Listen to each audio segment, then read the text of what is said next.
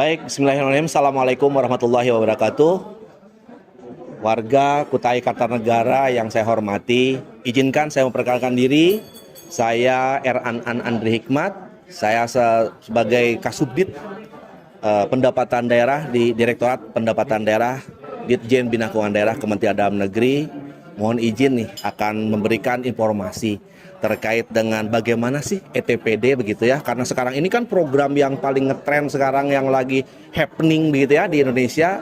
Program pemerintah sekarang adalah bagaimana mengelektronifikasi transaksi pemerintah daerah di seluruh kota kabupaten maupun provinsi di Indonesia. Nah, kondisi saat ini ETPD ini sudah berjalan dengan baik. Alhamdulillah kurun waktu 1 tahun ya, ETPD sudah bisa terlaksana, terimplementasi dengan baik di seluruh kota kabupaten dan provinsi se-Indonesia 542, karena ini tahun 2022 ke bawah ya. Nah, nanti selanjutnya insya Allah 4 provinsi yang baru juga akan melaksanakan ETPD.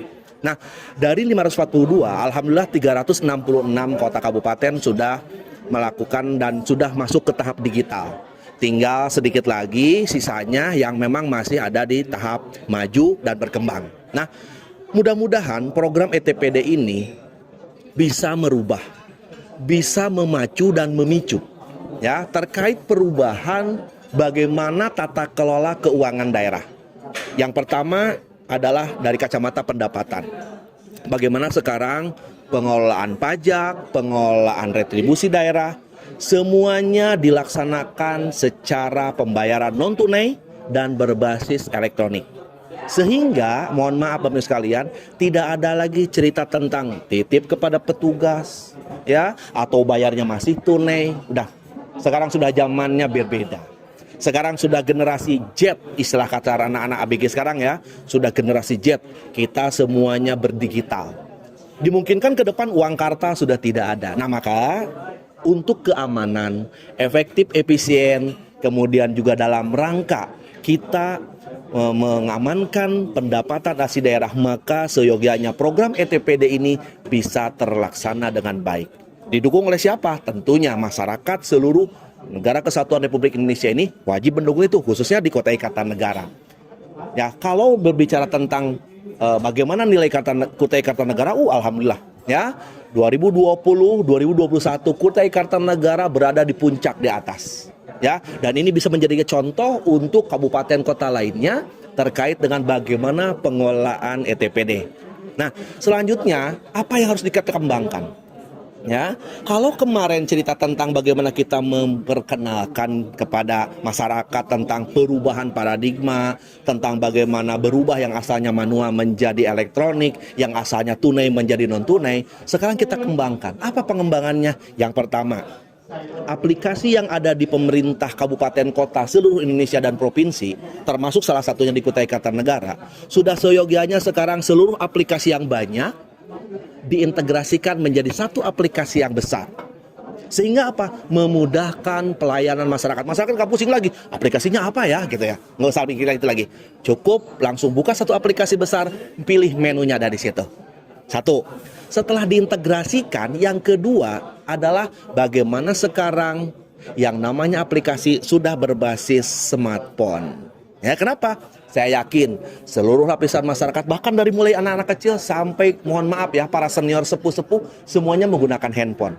Jadi tidak ada salahnya dalam rangka pendapatan daerah meningkat, dalam rangka pelayanan pengelolaan pajak maupun retribusi, semuanya berbasis smartphone. Sehingga memudahkan selama ada sinyal, tentunya ada kuota ataupun minimal ada wifi, bisa membayar pajak di mana saja, bisa membayar retribusi di mana saja dengan cara berbagai kanal yang ada di handphone ini. Sekarang sudah ada e-commerce, sudah ada fintech yang ada di handphone, ya, yang ada di smartphone. Mudah-mudahan ini bisa meningkatkan pelayanan terbaik untuk masyarakat dan juga meningkatkan ujung-ujungnya adalah PAD di seluruh wilayah kabupaten, kota dan provinsi Indonesia, khususnya di Kutai Kartanegara. Nah, selanjutnya Bapak Ibu sekalian, kegiatan ETPD ini Sekarang ada yang namanya championship. Artinya kami dari pemerintah pusat pun menilai bagaimana pengelolaan ETPD ini di masing-masing kota, kabupaten, dan provinsi. Tentunya tadi saya katakan bahwa Kutai sudah bagus, sudah ada di top 10 besar se-Indonesia. Tinggal bagaimana sekarang Kutai Kartanegara bisa satu, mempertahankan dan bahkan meningkatkan. Tuh kuncinya. Yang kedua, kolaborasi, koordinasi, bahkan berinovasi yang sangat-sangat fenomenal dan memudahkan pelayanan masyarakat agar tadi ETPD-nya bisa meningkat. Kenapa? Tanpa inovasi yang terus-menerus, saya yakin nanti akan ketinggalan dengan kota kabupaten lain. Saya yakin Kutai pasti bisa, gitu ya. Dan yang terakhir, sekali lagi, pengelolaan dalam rangka pendapatan ini betul-betul diadministrasikan secara elektronik. Sekali lagi, diadministrasikan secara elektronik dengan baik, dengan aman, dan cukup simpel. Kenapa? Karena ini sudah berbasis elektronik. Nah, itu cerita tentang pendapatan. Bagaimana sekarang tentang belanja? Nah, 1 hari yang lalu pemerintah pusat sudah melakukan launching yang namanya Kartu Kredit Pemerintah Daerah. Ya, ini merupakan terobosan baru sehingga nanti seluruh pemerintah daerah tidak lagi harus mengurus dengan SPJ setebal ini, nggak usah. Sekarang dengan kartu kredit pemerintah, maka SPJ yang dibutuhkan oleh Bapak dan Ibu sekalian, terutama para ASN, adalah bukti gesek. Bapak dan Ibu selaku ASN beli tiket pesawat, bukti gesek cukup jadi SPJ. Bapak dan Ibu ada acara ke luar kota, misalnya salah satunya ke Jakarta, booking tiket untuk, booking hotel untuk tidur, tinggal bukti gesek, selesai cukup Pak. Jadi tidak ada lagi SPJ yang tebal seperti ini. Ini untuk awal ya. Selanjutnya nanti PKKPD ini juga untuk operasional. Salah satunya untuk biaya rapat. Jadi nanti Bapak dan Ibu kalau mau rapat, misalnya mau beli makanannya produk lokal di Kutai Kartanegara, silakan beli UMKM yang ada di situ. Selama telah masuk ke dalam e-katalog lokal di Kutai Kartanegara, tinggal gesek, buktinya selesai.